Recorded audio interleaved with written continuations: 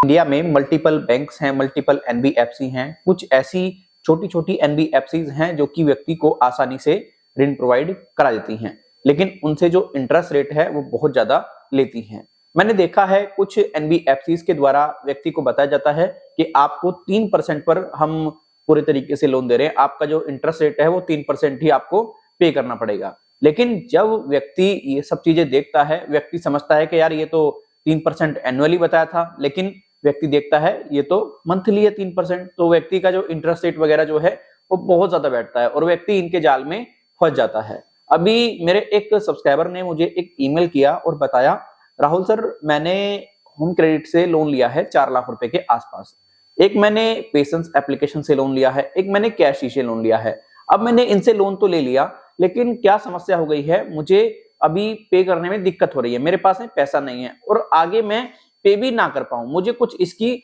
मतलब श्योरिटी भी नहीं है, क्योंकि सिचुएशन जो है ना वो बहुत ज्यादा क्रिटिकल हो गई है, बहुत ज्यादा समस्या बन गई है। अब आप हमें ये बताइए, अभी जस्ट एक मुझे व्हाट्सएप पर नोटिस आया है जिसमें कि बताया गया है कि हम आपके लिए एक बेस्ट ऑफर लेकर के आए हैं, जिसमें कि आपको आपकी जो बकाया राशि है उसका हमें 35% ही पे करना है, और 35% जब आप हमें पे कर देंगे, आपका लोन जो है पूरे तरीके से हम क्लोज कर देंगे और आपके सिबिल पर भी प्रभाव नहीं पड़ेगा, आपका सिबिल भी इंपैक्ट नहीं होगा, आपका सिबिल भी खराब नहीं होगा।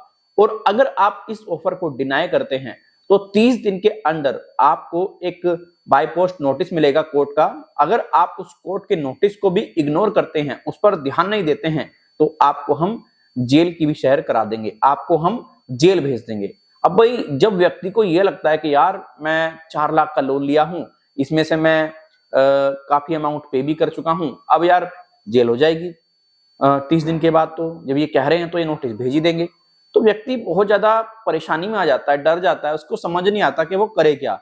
बहुत ज्यादा दिक्कत व्यक्ति के पास में आ जाती है, उसको कुछ समझ ही नहीं आता, वो पूरे तरीके से एक कंफ्यूजन में ही रह जाता है। व्यक्ति कहीं अपने यार प्यारे से सलाह लेता है, कोई उसको कुछ सलाह देता है, कोई उसको कुछ सलाह देता है, वो पूरे तरीके से टोटली कंफ्यूज ही होकर के रह जाता है। देखिए, अगर आपको भी ऐसा कोई ऑफर दिया जा रहा है जिसमें कि आपको बताया जा रहा है कि भाई आपका जो लोन अमाउंट है आपको सिर्फ उसका 35% पे करना है, या फिर 25% पे करना है, या फिर 10% या फिर 15% पे करना है, तो देखिए आपको उस ऑफर को लेने से पहले सारी जो इंफॉर्मेशन है आप बाय ईमेल मंगा लीजिए उस बैंक से या फिर उस एनबीएफसी से, ऑफिशियल ईमेल आईडी से। ऐसा नहीं है कोई आपको रिकवरी एजेंट मेल कर दे, ऐसा बिल्कुल नहीं चलेगा। आप बाय ईमेल प्रॉपर डिटेल्स मंगा लीजिए। अगर वो बाय ईमेल प्रॉपर डिटेल्स आपको दे देते हैं तो आप ब्रांच विजिट कीजिए और पूछिए भाई ये मामला क्या है, इसमें आखिर क्या सारा मामला है, तो ब्रांच आपको अच्छे तरीके से गाइड करेगी। अगर ब्रांच में पूरे तरीके से गाइडेशन आपको मिल रही है कि हाँ भाई ये सही है, ये उचित है, तो आप पूरे तरीके से उनसे कह दे कि भाई आप रिटर्न में देकर के इस मामले को क्लोज करें, मैं 35% में पे करने के लिए एग्री हूं, कोई दिक्कत वाली बात नहीं है।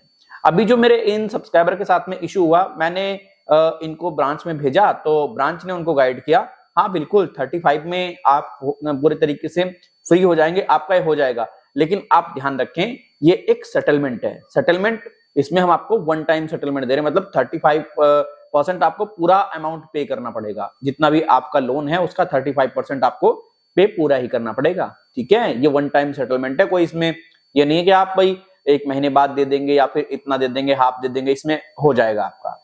अब देखो सेटलमेंट का क्या है, सेटलमेंट का ये मामला है कुछ इस प्रकार से। सेटलमेंट अगर व्यक्ति करता है तो सेटलमेंट करना यानी अपनी फाइनेंशियल डेथ करना, व्यक्ति की फाइनेंशियल डेथ हो जाती है सेटलमेंट करने के बाद में, यानी कि फ्यूचर में कोई बैंक या एनबीएफसी उस व्यक्ति को किसी प्रकार का कोई भी लोन प्रदान नहीं कराएगा, उसको पूरे तरीके से बैंक एक तरीके से ब्लैकलिस्ट कर देगा, डिफॉल्टर घोषित कर देगा, और वाकई में वो व्यक्ति डिफॉल्टर भी हो जाएगा। और रही सिविल की प्रभाव नहीं पड़ेगा, ऐसा बिल्कुल नहीं है, आपके सिविल पर 110% प्रभाव पड़ेगा, आपके सिविल पर बहुत ज्यादा इंपैक्ट पड़ेगा।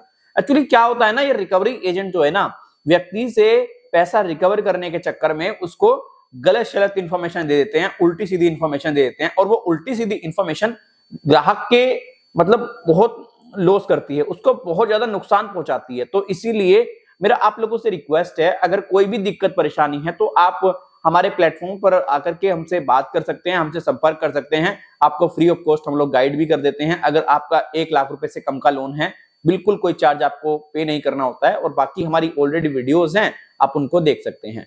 आप में से काफी ऐसे व्यक्ति होंगे जिनका 1 लाख रुपए से ऊपर का लोन है या 1 लाख रुपए से कम का लोन है, वो हमसे बात करना चाहते हैं। तो देखिए, आप हमारी पेड सर्विस ले सकते हैं। पेड सर्विस को लेने के लिए आपको क्या करना पड़ेगा, हमें हमारे इस मोबाइल नंबर पर, जो कि व्हाट्सएप नंबर है हमारा, अपनी डिटेल्स प्रोवाइड करानी है, जैसे अपना नाम, अपना मोबाइल नंबर प्लस आपका जो करंट इशू है, और हम आपका एक टेलीफोनिकली अपॉइंटमेंट फिक्स कर देंगे। अगर आप चाहते हैं हमारी पेड सर्विस लेना, आपको पेड सर्विस के थ्रू हम गाइड कर देंगे। लेकिन ध्यान रखें, पेड सर्विस सिर्फ 1 लाख रुपए से ऊपर के लोन के लिए है। अगर आपका 1 लाख रुपए से नीचे का लोन है, आपको फ्री ऑफ कॉस्ट बिल्कुल गाइड कर देंगे, कोई दिक्कत परेशानी नहीं होगी। इसीलिए देखिए, अगर आपको भी कोई ऐसा कह रहा है कि भाई आरबीआई का ये ऑफर आया है, आप सीधे जेल जाओगे अगर आपने 35% में मतलब सेटलमेंट नहीं किया, या फिर ये 35% अमाउंट पे नहीं किया, वो पूरे तरीके से आपको डरा रहा है, धमका रहा है। आप कोर्ट को ऐसे समझिए, देखिए, आपने किसी बैंक एनबीएफसी से किसी प्रकार का कोई लोन ले लिया, आप उस बैंक एनबीएफसी के डिफॉल्टर हैं। आपने 1 ईएमआई डिफॉल्ट कर दी, 2 ईएमआई डिफॉल्ट कर दी, 3 ईएमआई डिफॉल्ट कर दी।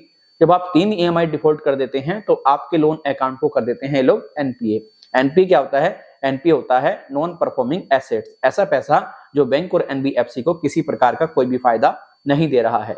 अब जब आपका लोन अकाउंट हो गया पूरे तरीके से एनपीए, अब एनपीए होने के बाद में बैंक और एनबीएफसी के पास में ये पूरे तरीके से राइट्स हैं कि वो आपके ऊपर लीगल एक्शन, मतलब अपने पैसे को वो लीगल तरीके से वापस ले सकता है। अब बैंक को क्या करना चाहिए? बैंक को आपको एक नोटिस सेंड करना चाहिए, जिसमें कि आपसे पूछना चाहिए, नोटिस ऐसा नहीं व्हाट्सएप पर बाय पोस्ट, उसमें पूछना चाहिए कि भाई क्या दिक्कत है, आप पैसा क्यों नहीं दे रहे हैं, आप पूरे तरीके से फिर आप बैंक को नोटिस एक इशू कर देंगे, भाई मैं इस वजह से पैसा नहीं दे पा रहा हूँ, मेरी ये समस्या है।